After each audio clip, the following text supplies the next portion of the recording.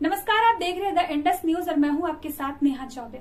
कर्नाटक में हिजाब के बाद गीता पर बवाल। कर्नाटक के मुख्यमंत्री बसवराज बोम्मई ने भागवत गीता को पाठ्यक्रम में शामिल करने पर चर्चा की, जिसके कारण फिर से कर्नाटक में राजनीति तेज हो गई। हाल ही में कर्नाटक में हिजाब पर विवाद हुआ। अब सरकार जल्द ही स्कूलों में भागवत गीता को सिलेबस में शामिल करने पर विचार कर रही है। सरकार के फैसले से पहले ही इस पर सियासत शुरू हो गई। कर्नाटक सरकार गुजरात के तर्ज पर ही स्कूलों के पाठ्यक्रम में भागवत गीता को शामिल करने का मन बना रही है। गुजरात के सभी स्कूलों में नई शिक्षा नीति के तहत भागवत गीता पढ़ाई जाएगी। कक्षा 6 से 12वीं क्लास के पाठ्यक्रम में शामिल किया गया है। कर्नाटक सरकार ने इस मामले पर अभी कोई फाइनल फैसला नहीं लिया, लेकिन इस पर राजनीति तेज हो गई। कांग्रेस के नेताओं की ओर से बयानबाजी शुरू कर दी गई। कांग्रेस नेताओं का कहना है कि भारतीय जनता पार्टी एक धर्म को आगे बढ़ाने का काम कर रही है। वहीं कांग्रेस के पूर्व केंद्रीय शिक्षा मंत्री का कहना है कि धार्मिक किताबों को सिलेबस में शामिल करना कोई गलत नहीं है। इसके साथ ये भी कहा गया कि भारत एक ऐसा देश है जहां पर कई धर्मों को मानने वाले लोग रहते हैं।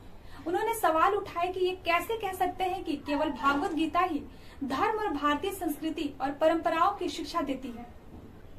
सीएम बोम्मई ने कहा कि भागवत गीता नैतिक मूल्य प्रदान करती है। स्कूलों में शुरू करने का निर्णय चर्चा के बाद भागवत गीता को पाठ्यक्रम शामिल करने पर विचार किया जाएगा। कर्नाटक के माध्यमिक शिक्षा मंत्री बीसी नागेश का कहना है कि केवल गीता को ही नहीं, पंचतंत्र की कहानियां, एपीजे अब्दुल कलाम जैसे महान लोगों के किस्से भी स्कूलों के कोर्स में शामिल होंगे। उन्होंने शुक्रवार को यह भी कहा था कि ऐसा कोई भी निर्णय करने से पहले राज्य सरकार शिक्षाविदों के साथ चर्चा करेगी। वहीं कांग्रेस नेता रहमान खान ने कहा कि यह बीजेपी का एजेंडा है और नागपुर से आदेश आ रहा है। आपको बता दें कि सऊदी अरब, जो कि इस्लामिक देश है, उसने अपने पाठ्यक्रम के अंदर रामायण और महाभारत को 2030 तक शामिल करने की बात कही थी। यूपीएससी के पेपर एथिक्स का सेक्शन में गीता का ज्ञान को पूरी तरह से समझना होता है, तब जाकर एथिक्स में अच्छे नंबर ला सकते हैं। केंद्र सरकार ने पहले ही बता चुकी है कि गीता को स्कूल कॉलेज के कोर्स में तकनीकी शिक्षा के रूप में शामिल किया जाएगा। शिक्षा मंत्री धर्मेंद्र प्रधान ने कहा था, एनसीईआरटी पहले से ही 7वीं और 8वीं के कुछ चैप्टर में गीता का ही संदर्भ लिया है। हायर एजुकेशन में बात करें तो योग्य विषय के ऊपर नेट यानी कि नेशनल एलिजिबिलिटी टेस्ट में गीता से बहुत ज्यादा सवाल पूछा जाता है।